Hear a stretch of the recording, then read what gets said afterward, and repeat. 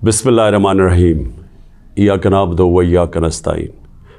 میرے پاکستانیوں، میں آج اپنی ساری قوم کو سمجھانا چاہتا ہوں کہ کیوں ہم اس جگہ پہ پہنچ گئے کہ ہم جیل بھرو تحریک کا آغاز کرنا چاہتے ہیں۔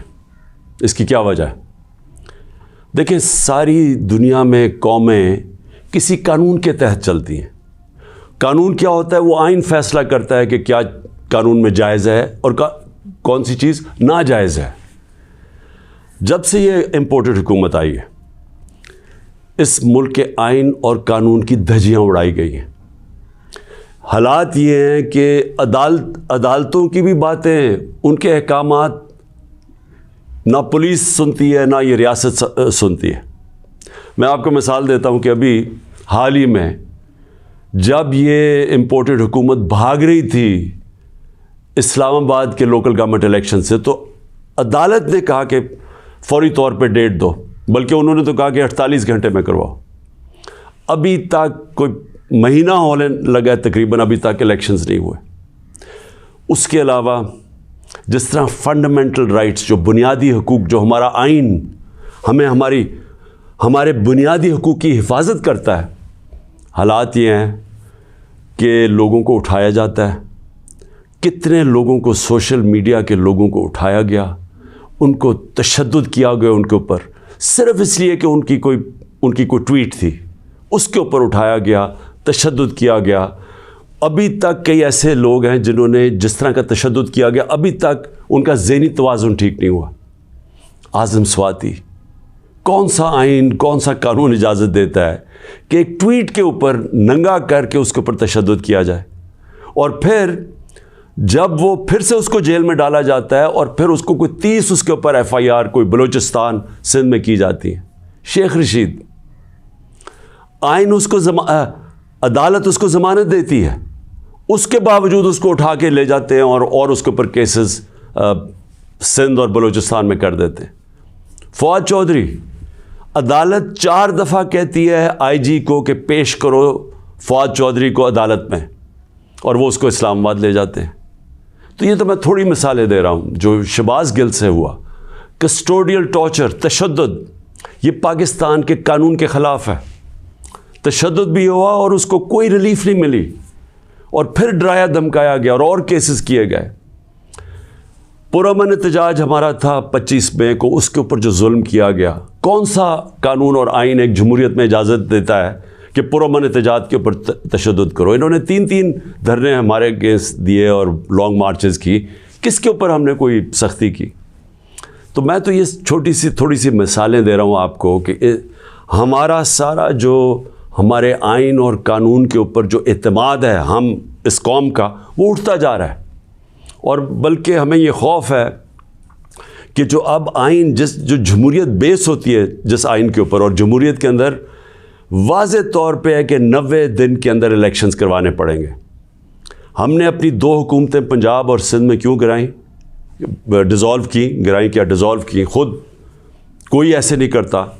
ہم نے صرف آئین کو سامنے رکھ کے کی کہ ہمیں جب پتہ تھا کہ 90 دن کے علاوہ آپ آگے نہیں جا سکتے، تو ہم نے اس کو سامنے رکھ کے الیکشنز کی طرف گئے، اس لیے کہ ملک ایک بہت بڑے بحران کا شکار ہے، ایک پولیٹیکل انسٹیبلٹی کا شکار ہے، اور جب تک اس ملک میں سیاسی استحکام نہیں آتا، ہماری معیشت نہیں ٹھیک ہونے لگی۔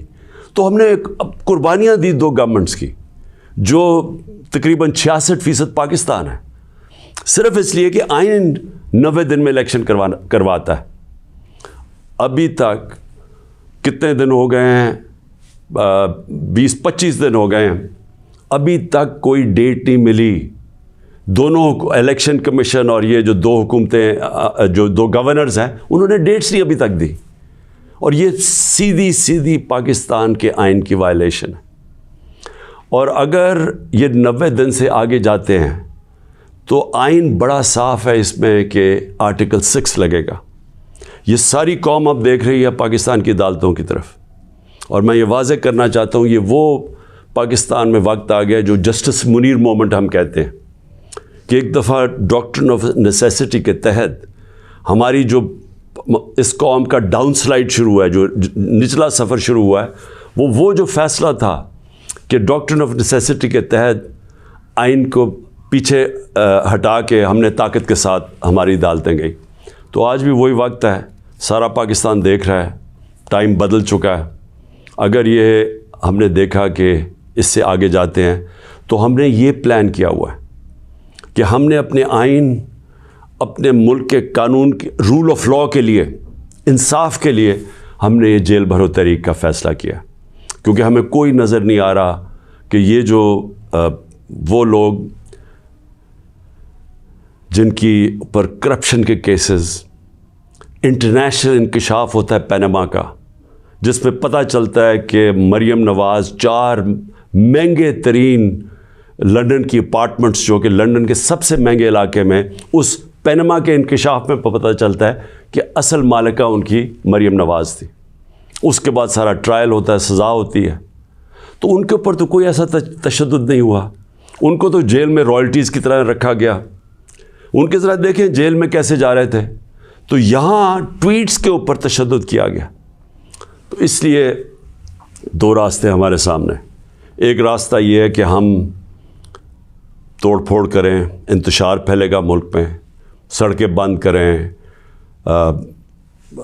پتھراؤ کریں, پہیہ جام سٹرائک کریں. تو ملک کے تو آگے حالات وہ ہیں, پاکستان کی تاریخ میں معیشت ادھر تک نیچے نہیں پہنچی جو انہوں نے پہنچائی ہے, اور یہ ہم سب کو پتہ تھا ہونا ہی ہے.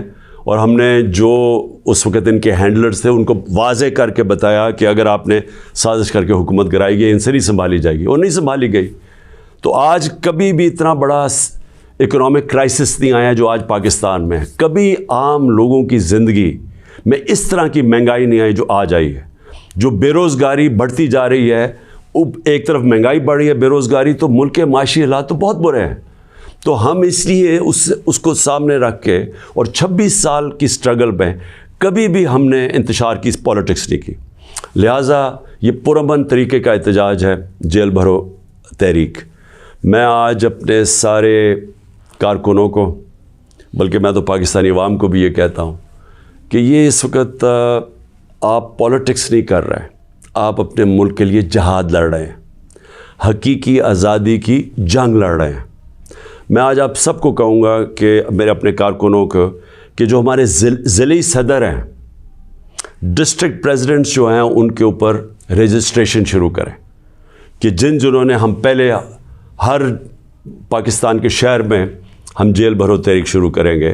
تو پہلے میں چاہتا ہوں کہ والنٹیئرز اپنی رجسٹریشن کریں, اور اس کے بعد میں پھر آپ کو ڈیٹ دوں گا کس دن ہم نے جیل بھرو تحریک کا آغاز کرنا ہے, اور اس کی چند دنوں کے اندر ہوگی. اور اس لیے میں چاہتا ہوں کہ جلدی جلدی آپ اپنی آپ جو رضاکار ہیں وہ سامنے آئیں.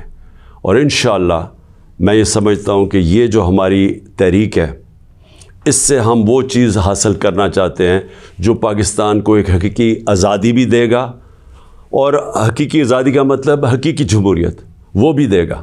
اور وہ انشاءاللہ وہی ایک پاکستان کو ایک وہ جمہوریت جدھر رول آف لاء ہے, جدھر قانون کی حکمرانی ہے, وہی پاکستان کو اس دلدل سے نکالے گا. شکریہ.